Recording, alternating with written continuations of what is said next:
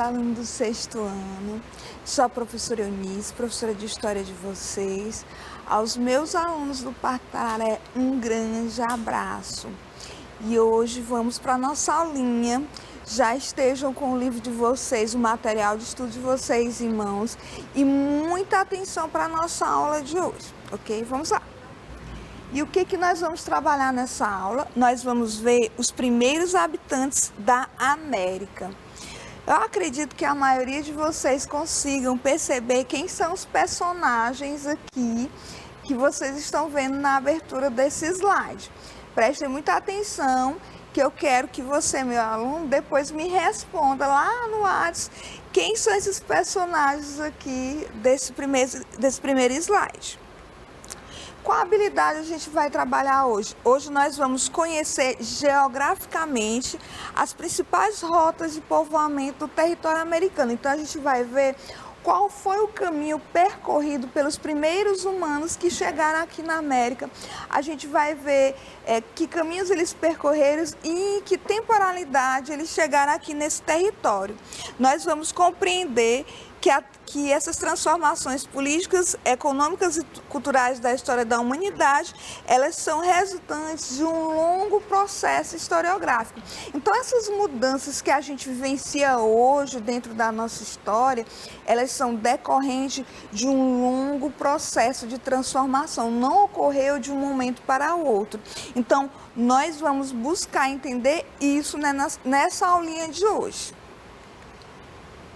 Então, da África para outros continentes. Você que é meu aluno esperto, inteligente, já sabe que os primeiros seres humanos surgiram lá na África. Por quê? Que elementos me levam a entender que esses primeiros seres humanos vieram de lá?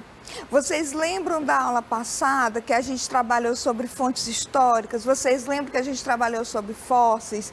Então, você que assistiu essa aula, entendeu, compreendeu direitinho, você percebeu que o historiador, quando ele vai desenvolver a história, ele precisa utilizar fontes. E uma das fontes que ele utiliza para saber sobre esses primeiros seres humanos aqui são fósseis. Então, só através desses fósseis, que representam uma fonte historiográfica, ele vai descobrir onde viveu esse ser humano, quantos anos esse ser humano tem, do que ele se alimentava. Então, só fazendo a análise dessa ossada dá para perceber se era do gênero masculino, se era do gênero feminino, em que época viveu esse fóssil. Então, essas fontes é que permitem o historiador identificar o local onde surgiu esse primeiro ser humano. Então, é lá porque foi lá que foi encontrada essas primeiras fontes aqui. Mas pode ser que no futuro, né, não se sabe, encontremos novas fontes em outros lugares. Mas até então, o fóssil mais antigo que se tem registro veio da África. Então, os historiadores acreditam que os primeiros seres humanos surgiram na África e de lá eles se deslocaram para a Europa, para a Ásia, Oceania e América. Então, aqui é o caminho percorrido por esses seres humanos. Então, só para ficar bem claro na mente de vocês, o historiador, ele, através dessas fontes, que são os fósseis, eles vão analisar e vão descobrir o local onde viveu esses indivíduos aqui. Então, por isso que é tão importante a análise das fontes históricas. Então, a base dos cientistas para tal afirmação é a descoberta de um esqueleto humano de mais ou menos 3,2 milhões de anos, onde eles denominaram de Lucy. Então, esse primeiro fóssil que foi encontrado, antigo, ele era o fóssil de uma mulher. E como foi que eles descobriram? Através da análise dessa ossada. Então, eles vão analisar toda a formação esquelética do que eles encontraram e vão descobrir e vão perceber que é de uma mulher. É por isso que eles identificaram e registraram sendo do sexo feminino. Então, esses cientistas encontraram e comemoraram bastante. Quando foi que eles encontraram essas fontes? Foi mais ou menos em 1970. Esses pesquisadores aqui, nesse momento que eles estavam comemorando, eles estavam ouvindo uma música do Beatles. Naquele momento da nossa cultura, era uma música muito em alta, né? Por conta que o rock ele tinha uma presença, era muito marcante culturalmente naquele momento. Então, eles estavam ouvindo uma música chamada Lucy in the Sky. Então, por conta dessa música, eles batizaram o fóssil com o nome de Lucy.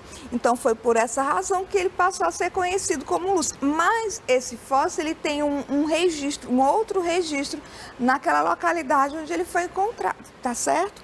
Então, o nome mais recente é Dickness, que é o nome de origem lá do local onde ele foi encontrado.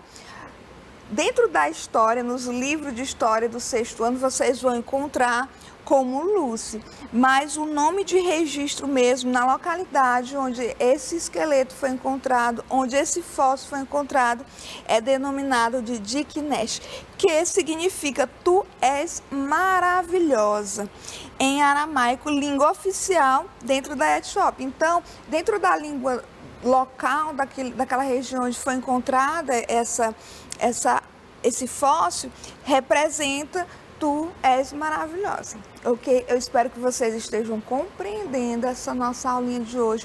O que é que nós estamos abordando nessa aula de hoje? A gente vai ver os caminhos percorridos por esses primeiros seres humanos até chegar aqui na América. Quem eram, quais são as hipóteses utilizadas e após a chegada aqui no nosso território, como é que se encontrava o nosso território. Então, é isso que nós vamos trabalhar nessa aula. Então, muita atenção na nossa aulinha de hoje. Então, como esse ser humano chegou, como esse africano veio da África e chegou até a América. Aqui eu trouxe duas hipóteses para vocês, que são as hipóteses mais aceitas dentro do campo da historiografia.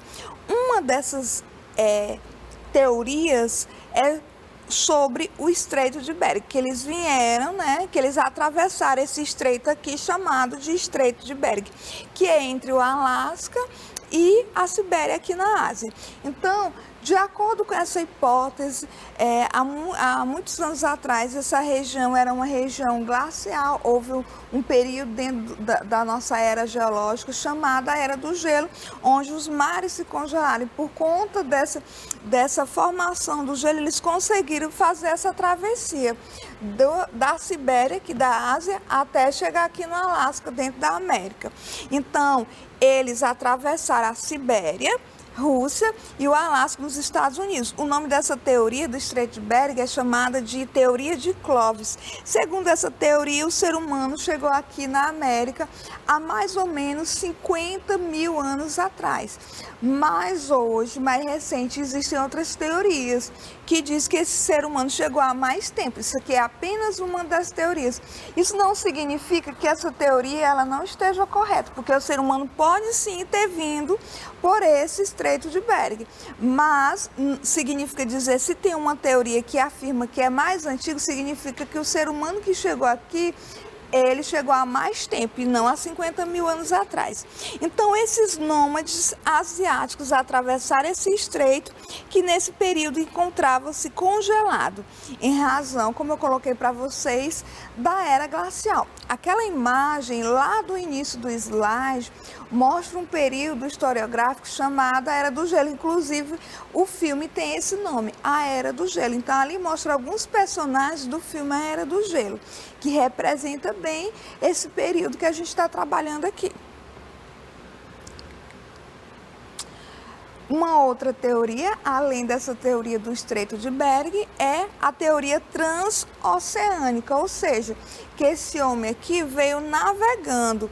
A primeira teoria diz que congelou aqui o mar e ele saiu aqui da Sibéria, da Ásia, e foi caminhando até o Alasca. Vocês estão observando bem aqui a imagem.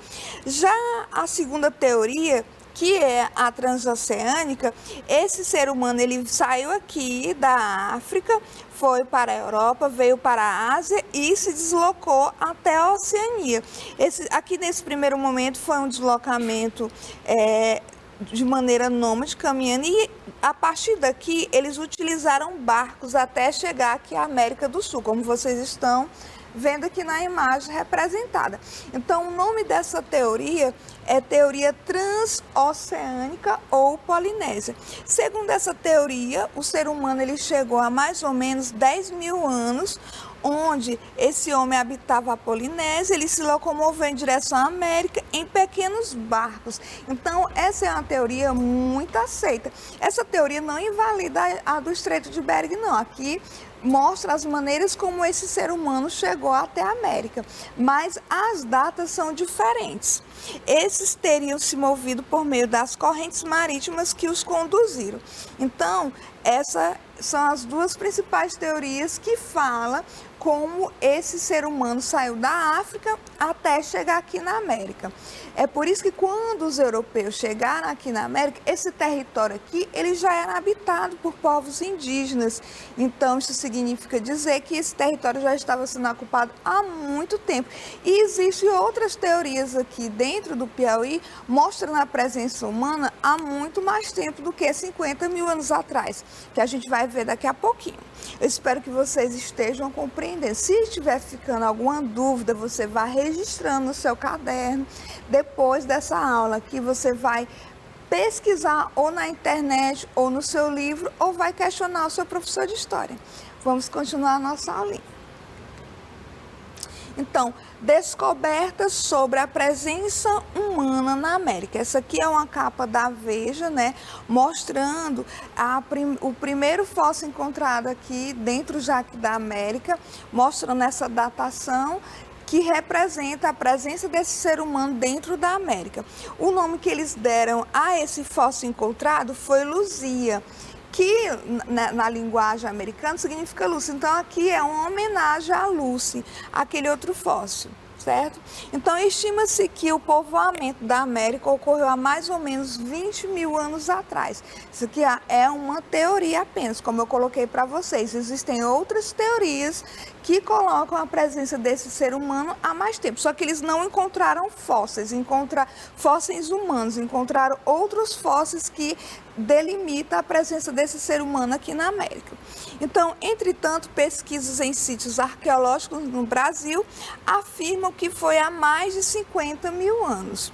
O mais antigo fóssil encontrado na América é um crânio feminino, né, que é o da Luzia, onde ele foi datado em 11,5 mil anos.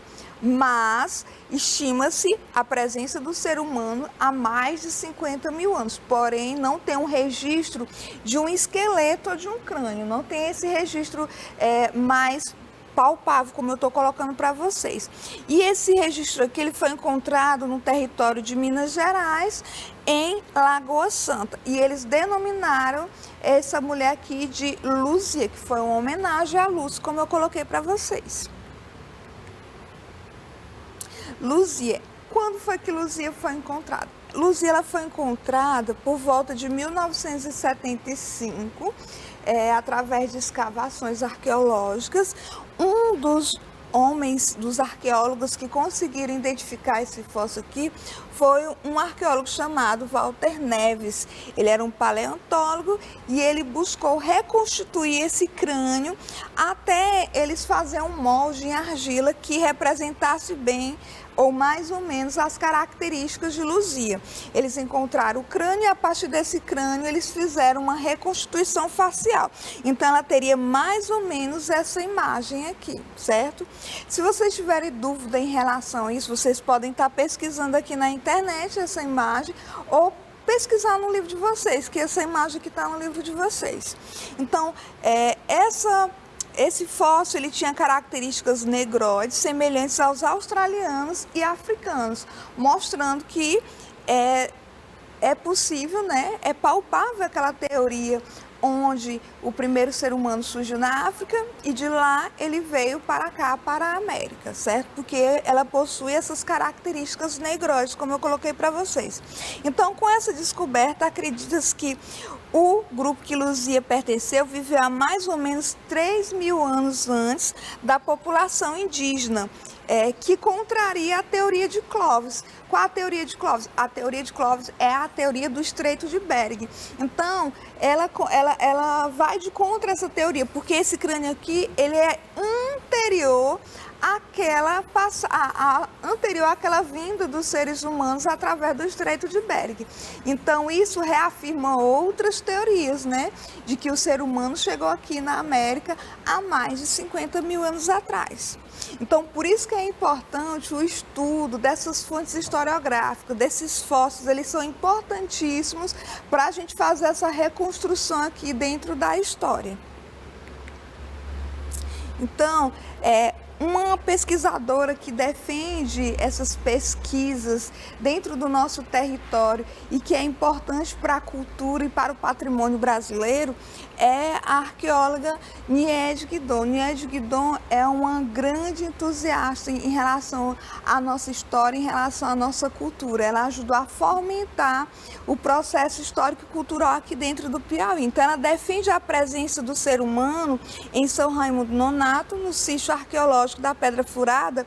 É uma teoria que ela é anterior à teoria de Clovis. A teoria de Clovis diz que o ser humano chegou mais ou menos há 10.000 anos atrás. Então, aqui vai de contra essa teoria. Por quê? Porque existe esse registro da presença do ser humano há mais de 50.000 anos atrás. Então, cai por terra aquela teoria de que o primeiro ser humano que chegou na América veio por esse Estreito de Bering. Então, há outras teorias, né, que reafirmam essa presença do ser humano aqui na América, aqui no Piauí, há mais tempo. E uma suposição, uma teoria que tem que se estudar mais é a da Polinésia, de que esse ser humano ele veio através de pequenas embarcações até chegar aqui à América, até chegar ao Piauí. Então, e que elementos comprovam a presença desse ser humano aqui no Piauí com datação de mais de 50.000 anos ou mais de 48.000 anos? Restos de fogueira. Eles não encontraram ainda um esqueleto, eles não encontraram um fóssil de um ser humano, mas eles encontraram resíduos da presença desse ser humano. E um desses resíduos aqui são pedaços de carvão e pedras lascadas que eles utilizavam durante o período paleolítico. Eu já coloquei para vocês que durante o Paleolítico, uma das ferramentas que eles utilizavam era a pedra, e ela não era uma pedra polida, ela era uma pedra lascada. Então, isso mostra, através desses elementos, através dessas fontes, mostra que o ser humano estava por aqui na América, estava aqui no Piauí há mais de 48.000 anos. Por isso, gente, é tão importante a análise dessas fontes. Elas são extremamente importantes para o historiador, para que ele possa fazer essa análise e essa construção historiográfica.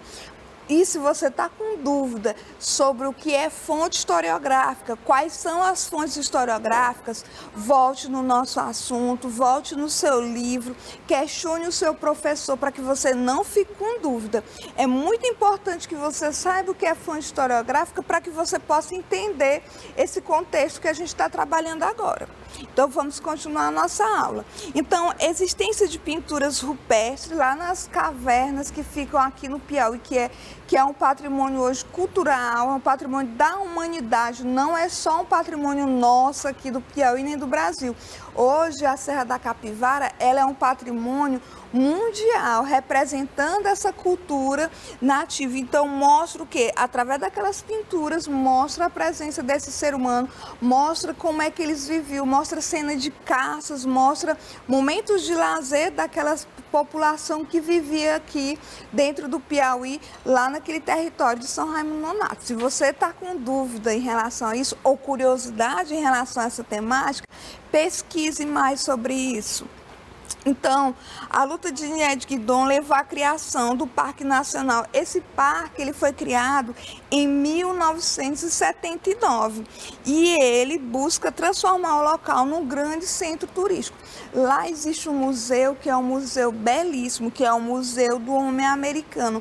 Lá tem peças arqueológicas, lá tem fósseis de seres humanos e de animais. Então, tem registro de pinturas, então ele faz todo um apanhado historiográfico da presença desse ser humano naquela localidade. Então é muito válido conhecer. Se você tiver a oportunidade no futuro de conhecer esse local, vocês vão amar. Lá o Museu do Homem Americano. Se não, você pesquisa na internet que você já vai ter acesso a esse conhecimento. Então, Parque Nacional da Serra da Capivara, olha que lindo. Que linda essa imagem. Essa imagem aqui é a imagem da Toca da Pedra Furada. É um cartão postal que, se você abrir qualquer coisa da Serra da Capivara, você vai identificar essa imagem. Hoje ele é um patrimônio mundial. Não é só nosso, não. É da humanidade esse patrimônio. Então, o Parque Nacional ele foi criado em 79 e lá ele preserva vestígios arqueológicos que mostram a presença do homem. Que data de que época? De 48 mil a mais de 50 mil anos atrás. Sua demarcação ela foi concluída em 1990 e o parque ele é subdenominado ao Instituto Chico Mendes, que ele é conservado por essa organização aqui. Então, essa organização do Chico Mendes ela é responsável pelo zelo do local, pelos cuidados daquele território. Sua importância foi colocada dentro do patrimônio da Unesco, isso por volta de 1991. E hoje ele faz parte do patrimônio mundial da cultura historiográfica.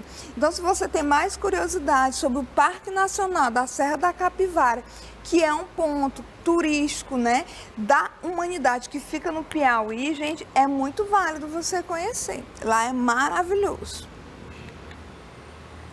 Então, dentro desse parque tem várias cavernas, né? E nessas cavernas tem cenas do cotidiano daquela população, cenas de caça, cenas de lazer, relações familiares e através dessas imagens, mesmo que eles não tenham deixado um registro escrito, eles deixaram registros aqui através dessas pinturas. Olha como a pintura é importante também para que a gente possa trabalhar a arqueologia e fazer um traçado historiográfico. Então, através dessas imagens, os historiadores e arqueólogos, eles puderam identificar como vivia mais ou menos esses indivíduos, se eles viviam da caça, se eles viviam da pesca, então mostra. Então também eles podem fazer uma análise através da pintura para descobrir a época que é e fazer a localização temporal. Então essas fontes elas são importantíssimas para que a gente faça uma análise historiográfica da presença desse ser humano dentro do Piauí há mais de 50 mil anos atrás. Então, além de um importante sítio arqueológico, essa área, ela representa um patrimônio histórico do homem americano. Então, por quê? Porque lá tem registro não somente daqueles pedaços de fósseis de carvão deixados por esse homem, mas também é uma reserva ambiental, lá tem uma fauna rica, uma flora. Então, por isso que é tão importante esse território, esse parque aqui. Certo? Então, maiores dúvidas, questione o seu professor.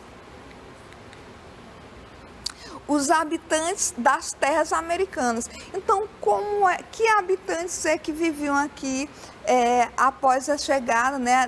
Após a chegada que eles vivenciaram, o que eles vivenciaram, do que eles se alimentavam, que animais eles encontraram aqui.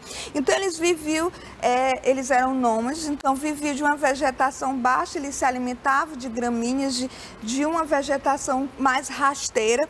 O clima nesse território era um clima seco e os animais que eles encontraram aqui nesse território eram mastodontes, preguiças gigantes, tigres dentes de sabre. Então essa era a fauna dentro do nosso território americano. Aqui são os animais que habitavam aqui o nosso território. Eu trouxe algumas, tem outros animais grandes também, se vocês tiverem curiosidade de pesquisar. Temos a preguiça gigante, o mastodonte, a malcraquênia. Professor, esses animais ainda existem? Não, por quê? Porque eles não conseguiram se adaptar a esse território. Eles tiveram uma mudança. Hoje nós temos uma preguiça, mas não temos a preguiça gigante. Então, através desse processo, eles entraram em extinção e surgiram outros animais, mas com algumas características genéticas dele. Exemplo aqui é a preguiça gigante. Então, os primeiros habitantes do Brasil eram caçadores-coletores e eles viviam da caça de animais. Então, esse período é o período paleolítico. Aqui mostra uma imagem de um indivíduo que ele já tinha um conhecimento de uma possível religião, porque essa carcaça que ela foi encontrada dentro de uma urna funerária, então ele já tinha algum tipo de conceito relativo à religião, então ele não deixava o corpo dos seus entes queridos, o corpo dos seres humanos jogado no meio da floresta, então ele já armazenava em algum lugar. Então esse fóssil que ele foi encontrado dentro de uma urna funerária. Também eles são conhecidos como povo da flecha, né? Até porque para poder caçar esses animais, eles se utilizam dessas ferramentas. Então eles também tinham habilidades com pedras, eles já produziam arco, flechas e boloadeiras, que não é a baladeira não, é boloadeiras, que é a imagem que representa essa boloadeira, que ele pegava essa boloadeira, ele girava e lançava sobre o animal que ele queria atacar. Então, que era uma ferramenta que ele utilizava no momento dessa caça.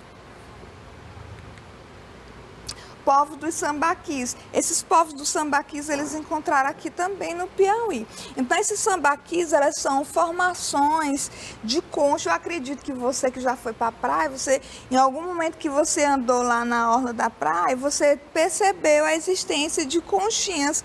Então, aqui em algumas regiões do Brasil, existem essas formações aqui, onde são chamados de sambaquis, que são restos de moluscos, restos de sedimentos dessas conchas e formaram esses sambaquis que vocês estão visualizando aqui, certo? Então, isso aconteceu há milhares de anos, isso principalmente em regiões litorâneas. Então, no Brasil, os sambaquis, eles são distribuídos por toda a costa e chamam a atenção dos europeus assim que eles chegaram aqui na América por volta do século XVI. Então, eu acredito que você, meu aluno, que já foi para a praia, já sabe identificar, né, o que é um sambaqui e já tenha visto pequenas conchas no chão. Então, quando existe o acúmulo daquelas conchas, até ficar essa montanha que vocês estão vendo aqui, é denominado de sambaquis. Então, estudos recentes sugerem que os sambaquis tenham sido produzidos por povos que viveram na região há mais ou menos 8.000 e 2.000 anos antes da chegada dos europeus aqui na América. Então, aqui é uma parte externa, né, de um sambaqui. Fica localizado lá em Santa Maria. E é isso, gente. Eu espero que vocês tenham compreendido essa temática de hoje, a vinda desse homem para a América, né? Tenham entendido como é que foi feito esse processo. A gente colocou aqui duas teorias que falam sobre a vinda desse homem para a América, mas você já sabe que tem outros registros aqui no Piauí que mostram que esse ser humano veio para cá há mais de 48.000 anos. Então, isso mostra que aquelas duas teorias, elas não são válidas para determinar a temporalidade da vinda desse homem para a América, ok? Se você tiver dúvida em relação a essa temática, questione o seu professor, pesquise no seu livro ou você pode pesquisar na internet. Eu espero que vocês tenham uma semana abençoada. Eu sou a professora Eunice, professora de História de vocês.